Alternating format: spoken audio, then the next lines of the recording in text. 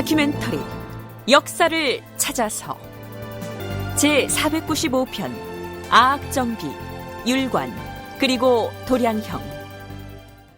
예악을 연주하는 데 있어서 편경과 편종이 얼마나 중요한 악기인지를 나타내주는 기사 한 편을 살펴보기로 하죠. 세종 12년 3월 5일 예조에서 등가에 사용되는 편종과 편경을 주조하여 종묘와 영령전 그리고 제향에 각 한 틀씩 설치할 것을 아뢰었다. 주상 전하, 악의 등가 음절은 지금껏 금슬의 성음의 높고 낮음에 의거하여 왔사오나 검은고 소리는 가늘어서 듣기가 어렵고 비파 소리도 가공 24인이 일시에 소리를 내게 되므로 또한 사람의 소리가 도리어 커서 자세히 들을 수가 없는 탓에 율의 자설을 잃게 되옵니다.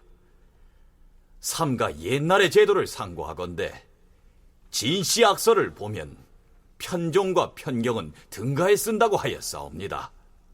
이로써 본다면 등가에 편종과 편경을 쓰는 것은 예전부터 내려오는 제도이옵니다. 또한 편종 소리는 크고 웅장하고 편경 소리는 맑고 높기 때문에 노래하는 사람이 듣기가 쉬울 것이오니 청컨대 옛 제도를 따라서 편경과 편종을 종묘와 영령전에 각각 한 틀씩, 그리고 여러 곳의 제향에도 각각 한 틀씩을 비치해두고 쓰게 하시옵소서. 네, 여기에 나오는 말 중에서 오를 등자에 노래 가자를 쓰는 등가란 궁중 연례나 제향 때에 당상에 악기를 배설하고 노래를 위주로 연주했던 음악을 일컫습니다. 그러니까 노래를 위주로 하는 등가악의 경우에는 중심을 잡아주는 악기가 있어야 거기에 맞춰서 가공, 즉 가수들이 목소리를 통일해서 노래를 부를 수 있겠죠. 여태까지는 금과 슬, 즉 검은고와 비파 소리로 중심을 잡아왔지만 그러자니 24명이나 되는 가공들이 부르는 노랫소리에 묻혀서 이 검은고와 비파 소리가 잘 들리지 않는 탓에 연주의 질서를 잡기가 어려웠다, 이러한 얘기입니다. 하지만 거기에 편종과 편경을 배치하면 편종의 소리는 크고 웅장하고요, 편경의 소리는 맑고 높기 때문에 노래하는 사람들에게 잘 들려서 좋을 것이니 이 등가악에도 편종, 편경을 쓰는 것이 좋겠다. 대체로 이러한 내용이죠. 편종과 편경의 경우에는 한 틀에 12개씩 매달아서 치는 타악기로서 그 체제가 똑같은데요. 하지만 재료가 다르다는 차이가 있습니다. 편경은 옥도를 깎고 갈아서 만든 반면에 편종은 청동으로 만들었다는 차이가 있습니다.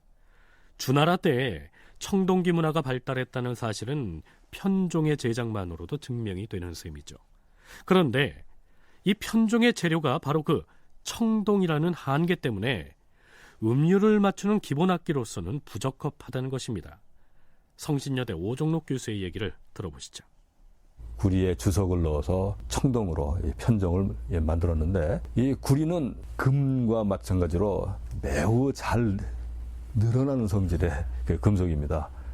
금속이 전반적으로 온도가 올라가면 많이 늘어나고 낮아지면 많이 줄어들고 하는 그런 성질이 있지만 그 가운데서도 이 구리 쪽의 그 금속은 잘 늘어나고 줄어드는 것이기 때문에 온도의 차이에 아주 민감한 막에 차이가 발생하죠. 그래서 편종과 편경 다 12개씩으로 일정한 소리를 내도록 되어 있지만 기본 악기, 음률을 맞추는 기본 악기를 편종으로 할 수가 없고 편경으로 할 수밖에 없었습니다. 물론 예악을 연주하는 데 필요한 악기들은 편경이나 편종 이외에도 많이 있지만 율관을 통해서 얻어낸 기준음을 반영해서 만들어야 하는 편경과 편종 제작 문제가 해결됨으로써 이제는 악기에 관한 고민은 해소가 된 셈이죠. 자, 이제 악기 문제가 해결이 됐으니 연주를 어떻게 할 것인지를 논의할 차례입니다. 달리 말하면 이제 악을 제대로 연주할 수 있는 근본 체제를 손보거나 정비할 일이 남은 셈이죠. 실록을 보면 세종 12년 2월 19일에 박연이 의례의 상정소를 통해서 예악 연주에 관한 장문의 상소문을 올리고요, 이어서 국왕인 세종이 그 내용을 제가한 것으로 나와 있는데요. 그 내용을 요약해서 소개하기로 하겠습니다. 참고로 다음에 이어지게 될 세종과 박연의 대화를 이해하기 위해서는 아악에서의 계이름이라 할 만한 12율려의 명칭, 즉 황종, 대려, 대주, 협종, 고선, 중려, 유빈, 임종, 이칙, 남녀, 무역, 응종 등의 명칭을 다시 한번 상기할 필요가 있습니다. 대주궁, 무역궁 등처럼 12율의 뒤에 궁자를 붙이기도 합니다. 지금까지 종묘 제례에서 사용해온 음악이 음과 양을 제대로 갖추지 못하였다 하였는데 그것이 무슨 뜻이오? 전하, 지금까지 종묘에서 연주해온 음악은 당상과 당하에서 모두 무역궁만을 사용하였으니 이는 곧 양은 있었으나 음이 없었다는 것이옵니다. 하면 옛날 제도에 의거하면 당상과 당하의 음률이 모두 같아서는 아니 된다는 것이오? 그러하옵니다. 아래에서는 무역을 연주하고 위에서는 협종을 노래해야 하옵니다.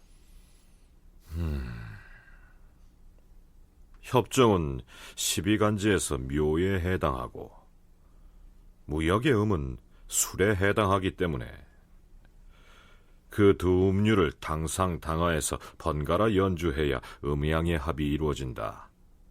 이 얘기가 아니오. 그렇사옵니다, 전하.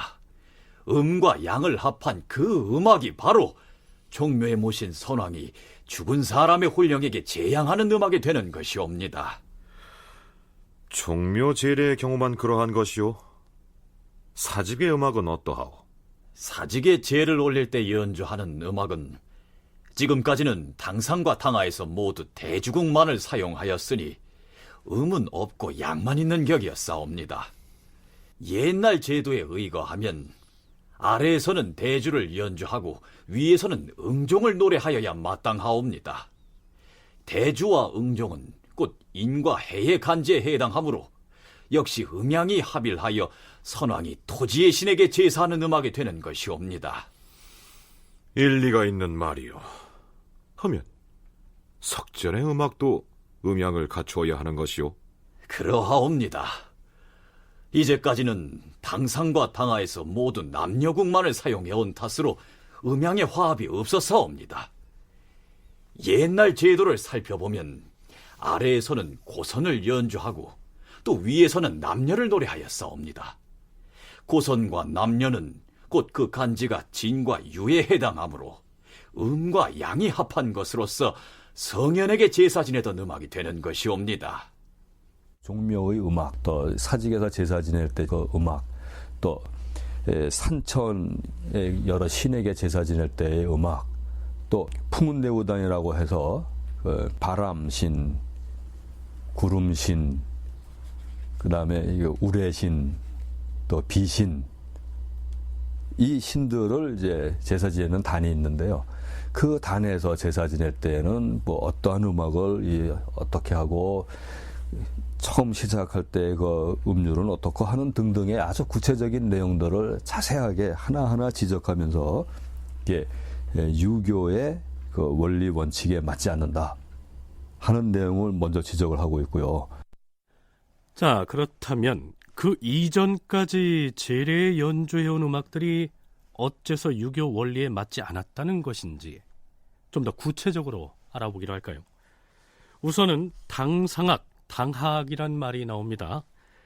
대궐에서 조의를 행할 때 당상에 올라가서 교의에 앉을 수 있는 관원을 당상관이라고 하고요. 단 아래쪽에 자리한 하급 관원을 당하관이라고 칭한다는 얘기는 들어보셨죠? 그렇다면 음악에도 당상과 당하의 구별이 있었다는 얘기인데요. 숙명여대 송혜진 교수의 얘기를 들어보시죠. 고대 사회에서 음악은 하늘과 땅과 사람의 관계를 표현하는 것이라고 생각해서 연주를 할 때 그것을 구현합니다. 그래서 그 악대를 두 개를 갖추게 되는데 하나는 궁정뜰이나 혹은 그 궁궐 건축에서 계단을 기준으로 전상, 전정 또는 당상, 당하 이렇게 말할 수 있는데 각각 위와 아래 악대를 배치합니다. 그것은 각기 음과 양을 상징하는 것이고요. 음과 양이 서로 어울려서 조화를 이루는 것을 중요하다고 여겨서 음양 합성의 원칙을 적용합니다. 그러니까 종묘든 사직이든 한 군데의 제사를 지낼 때에도 당상과 당하에 각각 한 팀씩 2개의 악대가 배치돼서 음악을 연주하는 것이 유교 원리에 부합한다는 얘기입니다. 지금의 종묘 제례악을 연주할 때에도 단 위와 단 아래쪽에 각각 별도의 악대가 배치돼서 연주하는 모습을 볼 수가 있습니다. 당상 혹은 전상에 하나의 악대가 배치되고 당하 혹은 전하에 또 하나의 악대가 배치되는데 당상은 하늘을 상징하고 당하는 땅을 상징한다. 당상에 배치되는 악대를 등가라 하고 당하에 배치되는 악대를 헌가라 한다. 등가가 연주하는 음악을 등가악 혹은 당상악이라 하고 헌가가 연주하는 음악을 헌가악 또는 당하악이라 한다. 당상은 양의 위치이기 때문에 음의 음악을 연주하고 당하는 음의 위치이기 때문에 양의 음악을 연주함으로써 음의 소리와 양의 소리가 합성하게 한다. 하늘을 상징하는 당상과 땅을 상징하는 당하의 중간지대에는 춤을 추는 사람들이 배치되는데 이로써 하늘, 땅, 사람이 어우러진 천지인의 조화가 이루어지는 것이다. 당상과 당하에 배치된 악대에서는 같은 악기라고 할지라도 다른 높이의 소리를 내게 됩니다. 앞에서도 소개했듯이 종묘 제례의 경우에는 아래쪽 악대에서는 11번째 음률에 해당하는 무역을 연주하고요.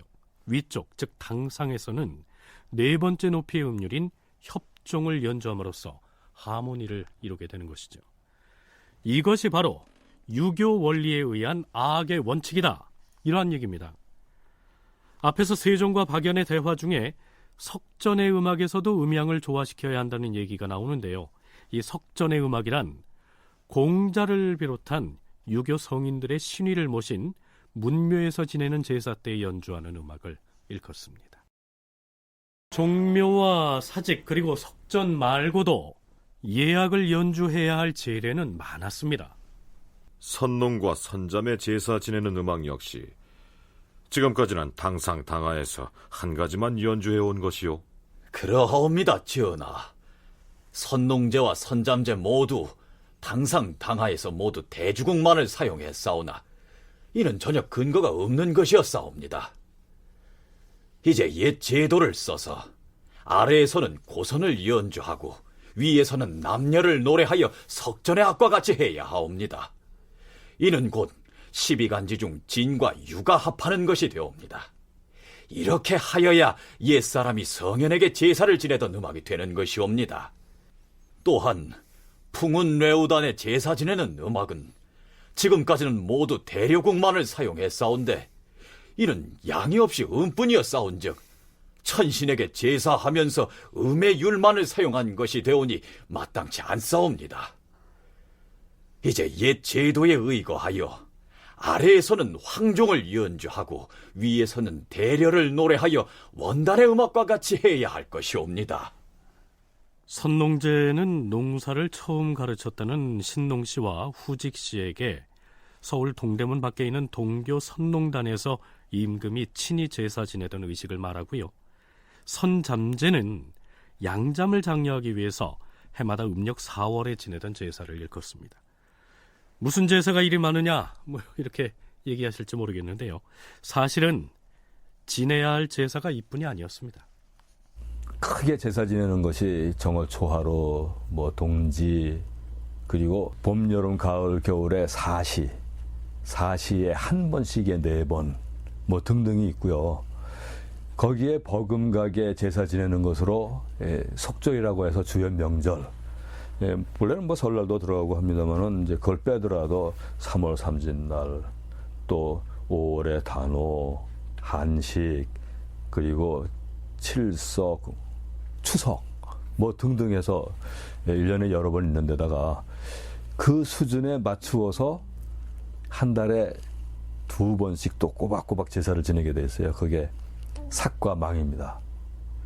그러면은 금방 이제 계산한 거, 헤아린 것만 따져도 30번이 넘는 거죠.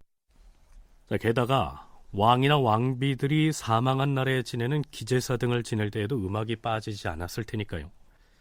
자, 이처럼 자주 돌아오는 제사에 사용하자면 악기를 이리저리 옮겨 다닐 엄두를 내지 못했겠지요.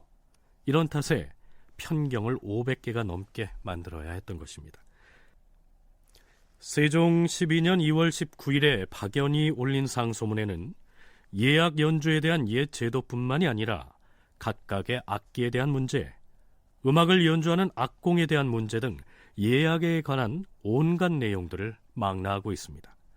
한마디로 이 장문의 상소문이 음악에 대한 종합 보고서인 셈이죠. 이 예기라거나 주례라거나 하는 그런 주나라 때의 제도를 담고 있다고 하는 여러 문헌, 그리고 그 문헌에 대해서 중요한 권위 있는 사람들이 달아놓은 주석들, 이런 것들을 근거로 해서 유교의 원리 원칙에 맞게 갖추려면은 음악을 이러이러하게 해야 한다 하는 내용을 또 구체적으로 하나하나 설명을 하고 있습니다. 그 밖에 악공에 대한 대우 얘기나 뭐 등등 여러 가지 것들도 또 뒤에 딸려 있긴 합니다만은 중심적인 내용은 그러한 것들인데, 이것을 이제 한마디로 줄이면은 이제 조선의 악을 유교의 문물제도에 맞추어 갖추어서 여러 가지 국가와 왕실의 의식에 연주하려면 이렇게 해야 한다 하는 것입니다. 박연의 상소문 중에서 악기의 사례를 하나만 들자면요. 악기 중에서 진흙을 구워서 만든 화로 모양 비슷하게 생긴 타악기가 있는데요. 이를 질장구라고 읽었습니다. 그 질장구에 대한 상소 내용을 소개하도록 하죠. 전하, 우리나라에서 쓰는 질장구는 그 모양이 문헌에 나오는 그림하고는 많이 다릅니다. 또한 두드려도 소리가 잘 나지 아니하고 다만 헌가 중에서 구색만 갖추고 있을 뿐이옵니다. 예전에 그를 잘 상고해보면 당나라 때에는 사마도라는 사람이 광평악을 마련하여 올렸사온데 8개의 질장구로서 황종 이륜의 소리를 갖추었다고 되어 있사오며, 송나라 때에는 민간에서 9개의 질항아리를 사용하여 5성의 소리를 맞추었다고 했사오니 10개의 질장구 소리로 12울 소리를 나누어 내는 것은 어려움이 없을 것이옵니다. 흙으로 만든 여러 가지 악기 중에는 두드려서 소리가 나지 않는 것도 있고 소리가 매우 맑고 조화로운 것도 있사오며 소리가 높은 것도 있고 소리가 낮은 것도 있사오니 대개 소리가 나고 아니 나는 것은 곧 질그릇에 잘 익고 익지 않은 차이 때문이오며, 소리의 높고 낮은 것은 악기의 두껍고 얇은 것 혹은 깊고 얕은 데에서 기인하옵니다. 지금 성박 가까운 땅인 마포 강가에 다행히 질그릇 굽는 곳이 있사오니 질그릇 잘 굽는 사람을 선택하여 인력도 공급하고 품삯도 주어서 역사를 맡기시고 음률을 알고 사리를 잘 아는 사람을 시켜 조석으로 왕래하면서 질그릇 만드는 것을 친히 감독하게 하시옵소서. 또한 악기가 만들어진 후에는 여러 악공이 각기 음률이 다른 악기를 서로 쳐서 10개의 질장구 소리가 저절로 한 음악을 이루도록 맞춰 보아야 할 것이온즉 신이 이를 직접 시험하기를 원하옵니다. 네, 한마디로 박연은 음악에 관한 한 거의 모든 분야에 통달했을 뿐만 아니라 끊임없이 자신의 의견을 열정적으로 임금인 세종에게 제시하는데요. 철저하리만치 주례나 악서 등 옛 중국의 문헌들을 그 전거로 삼고 있습니다. 자, 이번에는 도량형 얘기로 화제를 옮겨볼까 합니다. 음악 얘기를 하다가 와 갑자기 이 도량형을 얘기하느냐 의아하게 생각하실지 모르겠는데요. 악과 도량형은 매우 밀접한 관계가 있습니다. 자, 여기에서 잠깐 이방원이 왕위에 있던 태종 10년 1월에 사헌부에서 올린 상소의 요지를 소개하기로 하죠. 전하, 양형을 고르게 하고 또한 갖게 하는 것은 간사한 것을 금하고 넘치는 것을 막자는 것이옵니다. 여기에서 양형을 고르게 또한 갖게 해야 한다고 했는데요. 쉬운 말로 얘기하면 되와 저울의 기준을 정해서 통일해야 한다는 얘기입니다. 지금 서울에서 곡식의 양을 가늠하는 되와 말은 규칙적으로 검사를 하고 또한 감독을 하는 데 반하여 저울은 그렇게 하지 못하고 있사오니 이것은 진실로 잘못된 일이옵니다. 더구나 외방에서는 각 도의 감사가 이것을 살피지 아니한 탓에 간사와 나전들이 이 틈을 타 마음대로 양형을 만들어서 세를 징수할 적에 무거운 것을 가볍다 하고 넘치는 것을 축났다고 하는 실정이오니 가난한 자는 더욱 어렵고 부유한 자는 더욱 넉넉하게 되옵니다.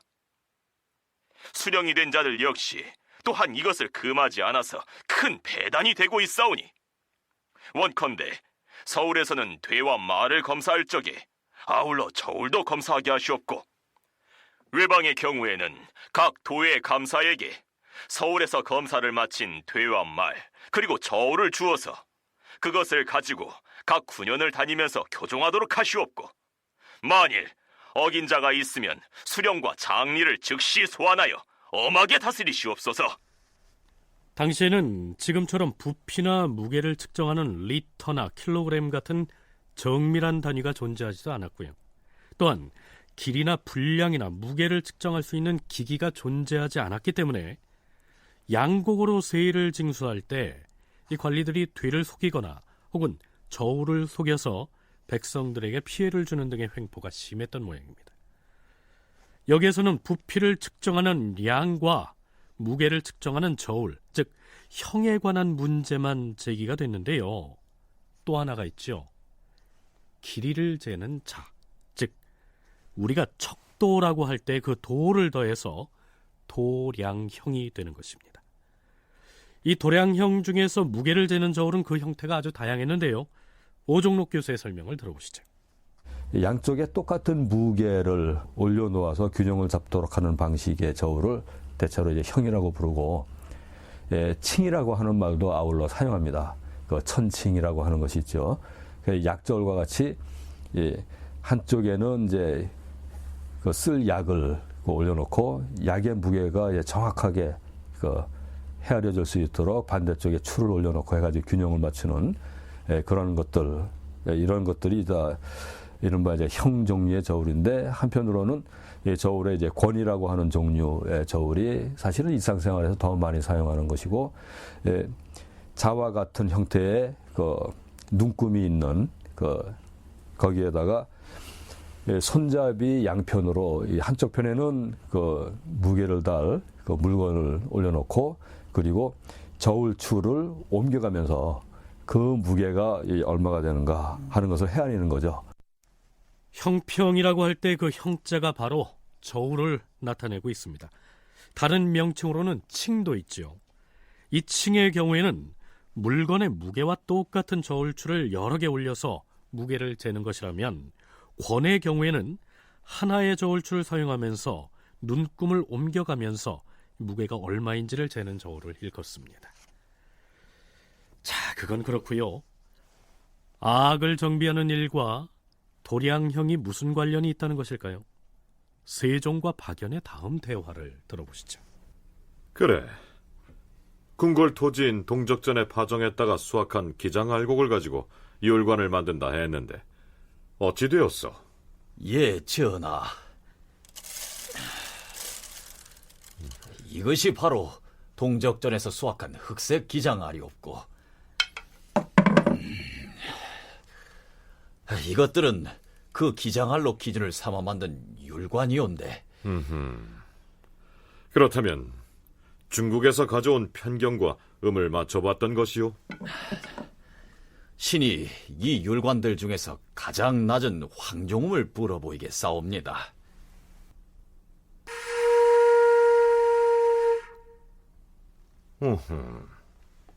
헌데 이 황종음이 중국에서 가져온 편경의 황종음과 일치하지 않는단 말이요? 중국의 황종음보다는 한음률이 높사옵니다. 그럼 낭패가 아니요? 아마도 땅이 메마르고 기후가 가물어서 기를 때에 화기를 잃어서 그렇게 된 것이 아닌가 생각되옵니다. 같은 벽시로 파종을 하더라도 남방의 쌀은 윤기가 나고 굵직굵직하지만 경기 지역의 쌀은 메마르고 자잘하오며 또한 동북지경으로 올라갈수록 더욱 알갱이가 작고 볼품이 없사옵니다. 기장 알곡 역시 꼭 이러하옵니다. 신이 생각하기는 남방의 여러 고을에서 기른 기장들을 두루 가져와서 세 등급으로 나눈 다음 각각 따로따로 율관을 만드는 것이 좋을 것이옵니다. 그 중에 중국의 음과 서로 부합하는 것이 있으면 이 기회에 도량형도 함께 살필 수가 있을 것이옵니다. 여기에서 도량형 얘기가 나옵니다. 기장알을 사용해서 12개의 율관을 제작했을 때 그 율관 중에서 서양식 계이름으로 말하자면 가장 낮은 즉 도에 해당하는 음이 황종음이라고 했지요. 그런데 그 황종율관의 길이를 기준으로 만든 자를 일컬어서 황종척이라고 합니다. 척도 중에 황종척이라고 하는 게 있습니다. 그 황종은 12율려의 첫 번째 음입니다. 보통 12율려라 하면 황종, 대려, 이치 뭐 이렇게 쭉 얘기하는 것인데요. 첫 번째 음인데 그것이 음의 기본입니다. 그리고 때로는 그 기본음이 군주를 상징합니다. 굉장히 중요한 의미입니다. 그래서 역대로 새로운 황제가 나오면 척도를 바꾸는데 황종척의 길이가 매 시기마다 다르게 되는 겁니다. 예, 도량형이라고 하는 것은 이 각각 도는 이 척도, 그러니까 길이를 재는 자를 말합니다. 그리고 양은 뭐 이제 다들 아시겠지만 양기라고도 하면서 그 양 부피를 재는 그런 도구, 되라거나 마이라거나 홉이라거나 하는 뭐 요새는 뭐 되, 말, 홉 거의 사용하지 않는 시대가 돼버렸습니다만은 여하튼 그런 이제 부피를 재는 그런 양기를 지칭하는 것이 양이고요. 그리고 형은 저울입니다. 본래 율관을 만들어서 음률을 정하고요. 그렇게 해서 얻은 음률과 자, 되, 저울, 즉 도량형을 일치시키는 것은 천자의 일이기 때문에 이 시기 조선과 같은 제후국에서는 마음대로 만들 수가 없었습니다. 그런데 세종과 박연은 주나라 때 아악에 쓰이는 황종율관을 본따서 도량형을 만들고자 했죠. 설사 그렇게 만들어진 도량형이 명나라에서 사용하는 도량형과 다르더라도 명나라 황제가 문제 삼을 이유가 없었겠죠. 자, 그럼 지금부터 아악을 위한 황종율관을 제작하면서 도량형을 어떻게 정비한다는 것인지 그 내용을 구체적으로 살펴보겠습니다. 우선 자와 되와 저울 중에서 길이를 측정하는 척을 구하면 그것을 기준으로 해서 부피와 무게를 계량하는 기기를 제작할 수가 있기 때문에 길이를 재는 자를 만드는 과정부터 살펴보죠. 세종 15년 정월 초하루 경복궁 근정전. 주상 전하 납시오.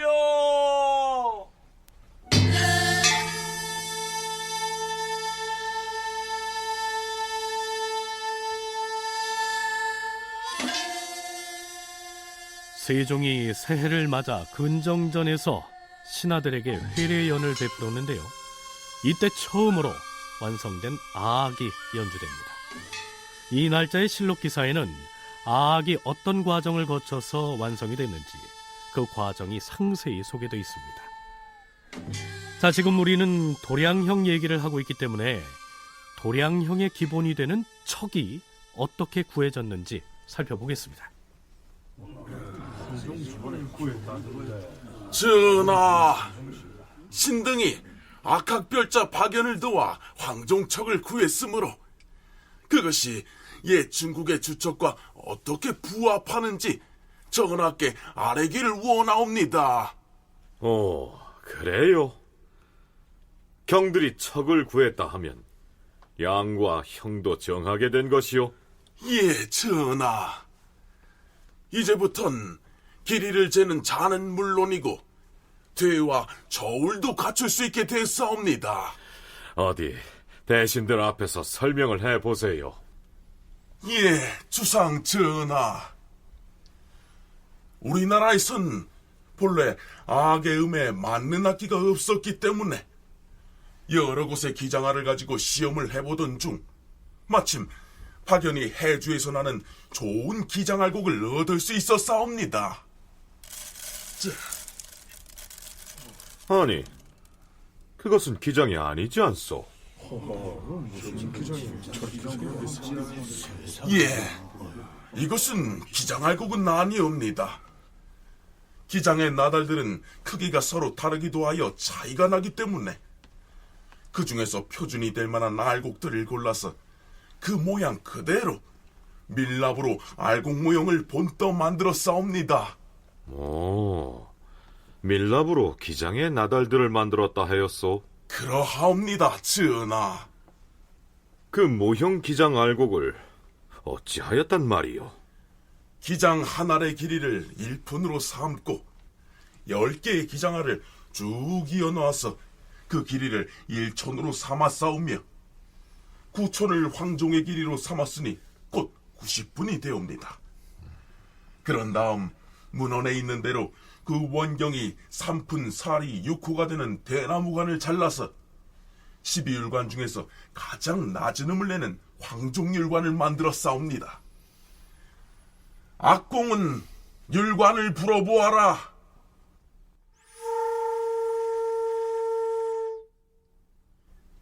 이 율관의 음률에 맞춰 황종음에 해당하는 편경을 만들어 싸웁니다.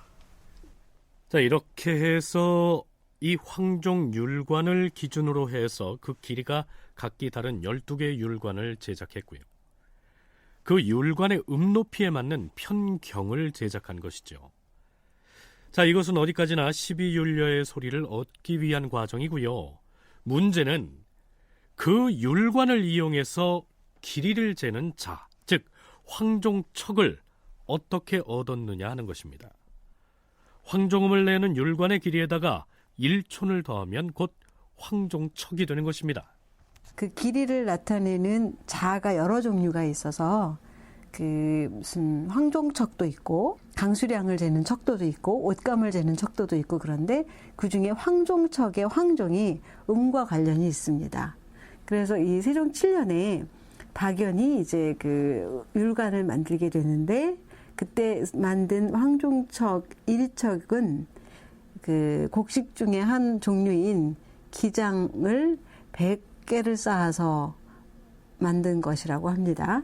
그래서 그 기장 한 알의 길이를 1분으로 하고 10개를 쌓아서 1촌으로 하고, 그리고 그 9촌이 나온 것을 황종의 길이로 삼았다는 것이 황종척입니다. 자, 쉽게 다시 설명하면 이렇습니다. 원경, 즉 지름이 3푼 4리 6호에 해당하는 가느다란 대나무관을 미리 준비해둔다. 그 다음 밀랍으로 만든 기장알곡 100개를 쭉 잇대어서 그 길이만큼 대나무관을 잘라내면 그 대나무의 길이가 바로 황종척의 한자, 즉 1척이 되는 것이다. 그러니까 12율관 중에서 가장 낮은 황종음을 내는 황종율관은 기장알 90개의 길이고요. 거기에다가 기장알 10개를 더해서 100개의 길이가 바로 황종척 1척이 된다. 이런 얘기죠. 그 황종척을 기준으로 해서 1척, 2척, 3척, 즉 한자, 두자, 석자 하는 식으로 길이를 재면 되겠죠. 이것이 바로 세종시대 옛 주나라의 아학 원리에 의해서 얻어낸 척이기 때문에 주나라의 척, 즉 주척이라고 할 수 있는데요. 말하자면 조선에서 만든 주척인 셈이죠.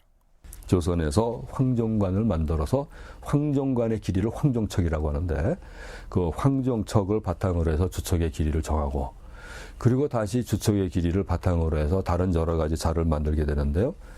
가장 일반적으로 사용이 되는 것은 공사할 때 쓰는 영조척이라고 하는 것인데, 이게 30cm와 거의 들어맞습니다. 그래서 우리가 30cm가 한자다라고 하는 관념을 갖게 된 것은 사실은 영조척 때문입니다.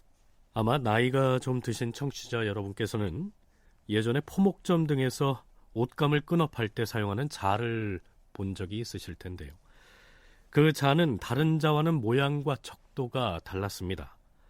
토목공사할 때 땅을 측량하면서 주로 사용하는 자가 영조척이었다면 옷감의 길이를 잴 때 쓰는 자는 포백척이라고 했습니다. 그러나 영조척이나 포백척도 일단 악의 율관을 제작하면서 얻어낸 황종척을 기준으로 해서 만들어졌다. 이렇게 이해하면 되겠습니다. 이렇게 해서 길이를 재는 자, 즉 황종척이 만들어졌는데요. 그렇다면 부피나 무게를 측정하는 되나 저울은 어떻게 만들었을까요? 길이를 재는 척은 그렇게 만들어냈다고 하더라도 되나 말과 같이 곡식의 분량을 측정하는 양은 어떻게 되는 것입니까? 그것도 악의 황종률관을 이용해서 정할 수 있는 것입니까? 그렇습니다. 악학별자 박연이 시험한 바에 따르면, 자, 여길 보시오. 여기 기장할 90개의 길이에 해당하는 황종물 내는 율관이 있습니다. 이 율관에다 밀랍으로 만든 그 기장알곡을 부어서 채워보겠습니다. 자, 이 황종관에 밀랍으로 만든 기장알을 가득 채웠습니다. 보시다시피 12율관에 가장 낮은 음을 내는 황종관에 기장알이 가득 차 있는데, 이것을 쏟으면 기장알이 모두 몇 개나 될 것 같습니까? 그걸 어찌 알겠습니까? 자, 사람을 시켜서 헤아려 보면 확인이 되겠지만 황종률관에 채워놓을 수 있는 기장알은 모두 1200개가 됩니다. 이 기장알들이 1200개로 맞아떨어져야 앞에서 이야기한 악의 율관도 제대로 만들어진 것이며 황종척도 옳게 만들어진 것입니다. 그것이 정말입니까? 더도 덜도 아니고 1200개가 확실하다는 것입니까? 그렇습니다. 그래서 어떻다는 것입니까? 이 기장알 1200개를 다른 용기에 담아보겠습니다.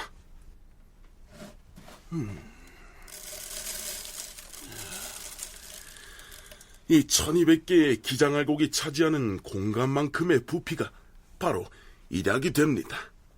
그리고 그것의 2배인 2약을 1홉으로 정합니다. 10홉이 되면 한 대가 되고 10대가 모이면 한 말, 10마리 모이면 한 섬이 되는 것이지요. 자, 이렇게 해서 길이를 재는 도와 부피를 측정하는 양이 정해졌습니다. 그렇다면 무게를 측정하는 저울, 즉 형은 어떻게 만들까요? 그 원리는 이와 같습니다. 기장알 1200개가 들어갔던 이 황종률관에다 물을 가득 채운 다음에 그 물의 질량을 88로 나눈다. 88개로 나눈 그 단위 질량이 1푼이 되고 1푼을 열등분한 것이 바로 1리가 된다. 따라서 10리가 1푼이며 10푼은 1전, 10전은 1량, 그리고 16량이 모여서 한 근이 된다. 이 단위를 기준 삼아서 저울을 만들면 되는 것이다. 이렇게 해서 황종척에 의한 도량형이 모두 완성이 됩니다. 도량형을 바르게 하는 것은 대단히 중요한 일이었습니다. 세종 역시 즉위한 이후로 도량형에 무척 신경을 썼는데요. 그 중에서도 저울에 대한 이해가 부족해서 백성들이 피해를 당하지 않을까 걱정해서 끊임없이 관심을 나타내죠.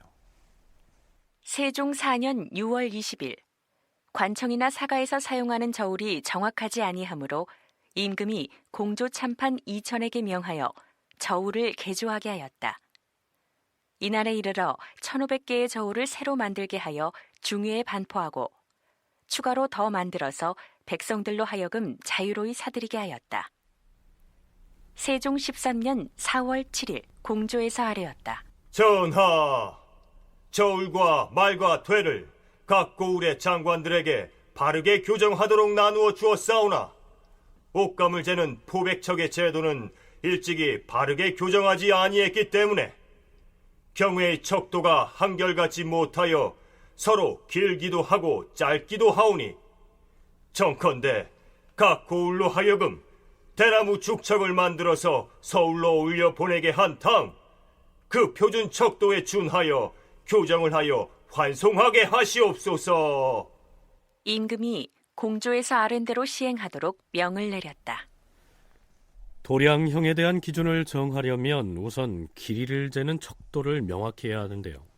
유교 윤리에 바탕한 여러 가지 제도들이 그러하듯 도량형 역시 옛 주나라의 것을 이상으로 여겼기 때문에 주척을 재현해서 사용하려고 여러 방면으로 노력을 해왔던 것입니다. 저울, 또 되나 말, 호흡, 그리고 자, 이런 것들 가운데서 다시 기준이 되는 것은 자입니다. 그래서 이 자를 먼저 만들고, 그 다음에 그 정사각형 형태의 호비나 되나 말을 만들고, 그리고 이제 추를 만드는 그런 과정으로 진행이 되는데, 이 자의 관념 내지는 이념, 정신적인 그 기준척은 주척이었습니다. 그래서 조선에서 주나라 때 사용했던 그 주척을 다시 재현하기 위해서 여러 가지 노력을 했는데, 그 가운데는 저 산동 지역에 옛날 주나라 때의 주척을 새겨놓은 바위가 있다 해서 거기에 가서 탁본도 해오게 하고 했는데, 맞춰보니까 잘 맞지 않는 것 같다 해가지고 그 사용도 포기하고 여러 가지 시도를 하다가, 그러다가 박연을 시켜서 아악을 정비하게 됐고, 그 과정에서 황종척을 만들어낸 것이죠. 그런데 앞에서도 언급했듯이 이른바 천자국의 황제가 바뀌면 시간과 날짜를 셈하는 달력이 바뀌듯이 길이를 재는 척도를 정하는 것은 황제의 소관사항이었습니다. 조선의 국왕과 같은 제후들이 마음대로 정하고 바꾸고 할 수 없었다는 얘기입니다. 황종척 역시 중국의 황제가 바뀔 경우에 그 기준이 달라지기도 했습니다. 예를 들면 어떤 특정한 지역에서 나오는 대나무의 한 마디를 기본으로 삼는다. 또 옛날에 중국 송나라의 휘종 황제 같은 경우는 엄지손가락을 3번 더한 길이를 황종으로 삼았습니다. 왕의 신체를 기본 척도로 삼는 것이 좋습니다라고 하는 신하의 제안을 받아들였습니다.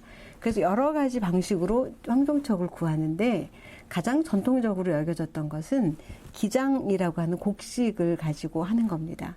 길이를 잴 때는 그 기장알 100개를 나란히 쌓아서 나올 수 있는 길이를 황종으로 삼는다.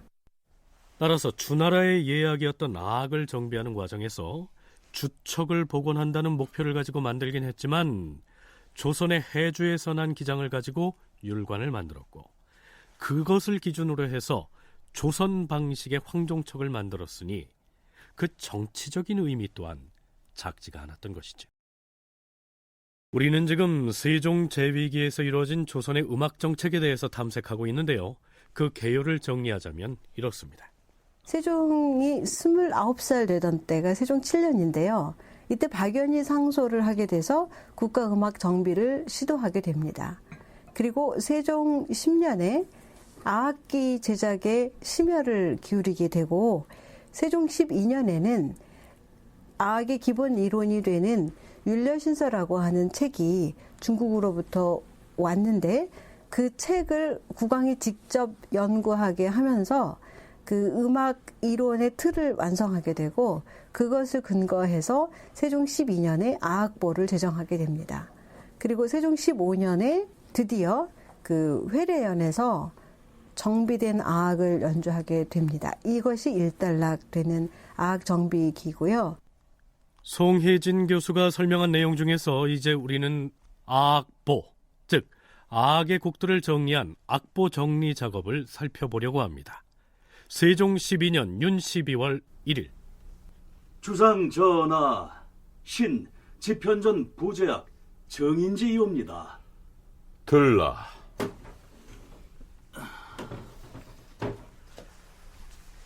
아악보가 완성되었기에 전하께 올리옵나이다.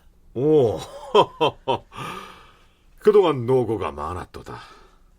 소문은 누가 지었는가? 외람되오나 신이 지었사옵니다. 자, 이때에 이르러 아악의 곡들을 정리한 아악보가 완성이 됩니다. 정인지가 쓴 서문의 내용 일부를 소개하자면 이렇습니다. 음악은 성인이 성정을 기르며 신과 사람을 화하게 하며 하늘과 땅을 자연스럽게 하며 음양을 조화시키는 방법이다. 우리나라는 태평한 지 40년을 내려왔는데도 아직까지 아악이 갖추어지지 못했다. 생각하건대 우리 주상 전하께없어 특별히 생각을 기울이시어 선덕 경술련 가을 경연에서 최씨의 율려신서를 공부하시면서 그 법도가 매우 정밀하며 높고 낮은 것이 질서가 있음에 감탄하시와 음률을 제정하실 생각을 가지셨도다. 다만 황종을 급작게 구하기가 어려웠으므로 그 문제를 중대하게 여기고 계셨다. 마침내 신등에게 명하시와 옛 음악을 수정하게 하였던 것이다. 그러나 봉상시에 보존된 악기라야 고려 예종 때 송나라 휘종이 준 편종과 공민왕 때 중국 황제가 준 편종 및 편경 수십 개, 그리고 우리 조선 왕조에 이르러 명나라의 태종 문왕제가 보내준 편종과 편경 수십 개가 고작이었다. 이제 음율에 맞춰서 편종을 주저하고 남양에서 좋은 돌을 얻어 편경을 만들어서 정인지가 쓴 서문에서는 악 정비 작업이 진행돼서 악보가 완성되기까지의 과정을 시간순으로 기술하고 있는데요. 조선왕조실록의 세종실록에는 이때 정리한 악보가 따로 올라 있습니다. 이 세종실록 악보에 악보가 권 136, 권 137에 실려 있습니다. 이 내용에는 이제 그 정인지가 썼다고 하는 악보 서문을 비롯해서 악을 구성하고 있는 음악 이론이 제시가 되어 있습니다. 그래서 악은 12율이며 그 12율이 칠성과 만났을 때의 구성 또는 그래서 완성되는 60조에 관계된 것, 이런 이론이에요. 순수 이론이에요. 지금 수학자들이 풀어도 흥미롭게 접근할 수 있는 수이론으로 율려 이론을 설명한 것입니다. 자, 이 악보의 내용에 대해서는 나중에 구체적으로 살펴보겠는데요. 송혜진 교수는 세종이 처음 악에 관심을 갖기 시작한 때로부터 정인지 등에 의해서 악보가 완성되기까지의 과정을 살펴보면 음악에 대한 세종의 이해가 얼마나 천재적인가 하는 것을 알 수 있다고 얘기합니다. 세종이 얼마나 똑똑한 분인가 하는 거는 여러 군데에서 이제 얘기가 되는데 그 음악에서도 역시 대단한 면을 보여줘요. 우리나라에 이제 그 음악 이론서가 하나 들어오게 되는데 그 책 이름이 율려신서라고 하는 책입니다. 율려에 관한 새로운 책. 이거는 그 송나라의 최원정이라고 하는 분이 쓴 책인데 성리대전이라고 하는 유교 그 경전 속의 한 챕터에 들어 있었어요. 근데 이 책이 이제 세종 3년에 집현전 학사들에게 이제 공부하도록 되는데, 물론 이제 원년에 이제 들어옵니다. 근데 이제 세종 3년에 집현전 학사들에게 율려신서를 공부하라 이렇게 반포를 했어요. 음악책을 연구하라 이렇게 된 겁니다. 그 과정을 한번 되짚어 볼까요? 세종 3년 8월 18일. 주상 전하 납시오.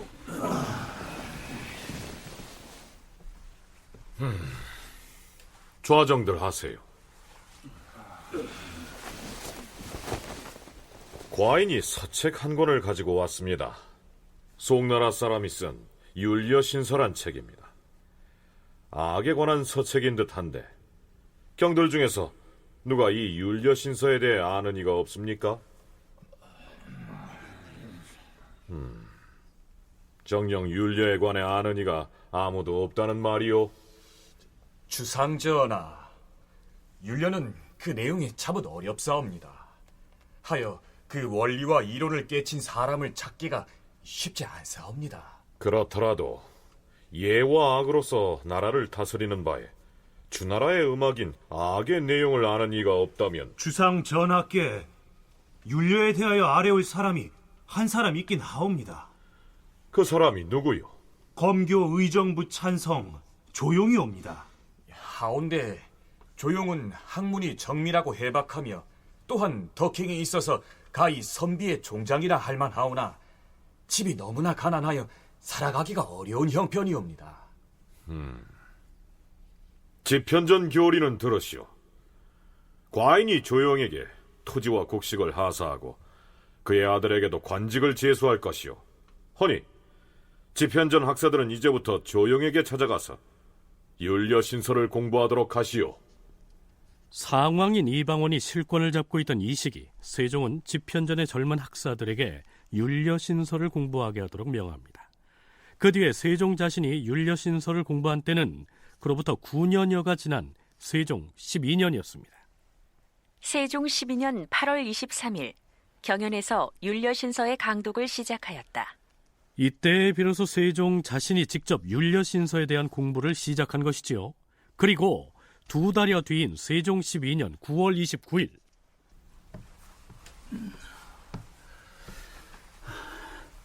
신집현전 보제학 정인제이옵니다. 부르셨사옵니까? 과인이 율려신서를 비롯해 여러 악서들을 살펴보았는데 악에 제작하는 원리와 그 묘를 드디어 알았어요. 경은 집현전으로 돌아가서 복례 정양과 함께 옛 주나라의 제도를 상고해 주척을 바로잡고 악의 악보를 짓도록 하시오. 예, 전하. 율려신서를 공부한 지 불과 2달여 만에 스스로 악의 제작 원리와 묘를 이미 터득하고요, 악의 악보를 짓도록 명한 것입니다. 뿐만 아니라 그해 12월 7일에는 경연에 나가서 이렇게 얘기합니다. 과인이 박연에게 명하여 조회 때 연주할 음악을 바로 잡으려고 하는데 잘못된 음악을 바르게 한다는 것은 매우 어려운 일입니다. 과인이 여러 악서들을 살펴보건대 이 율려신서라는 악서 역시 악의 형식만 갖춰놨을 뿐입니다. 과인이 판단하기에 우리나라의 음악이 비록 다 잘 됐다고 할 수는 없으나 그렇다고 반드시 중국에 부끄러워할 것은 없습니다. 지금 명나라에서 사용하는 중국의 음악인들 어찌 바르게 돼 있다고 할 수 있겠습니까? 자, 그 짧은 기간 동안에 세종은 이미 악에 대한 이해 수준을 넘어서 당시 조선과 중국의 음악 수준까지 파악을 하고 있었던 것입니다.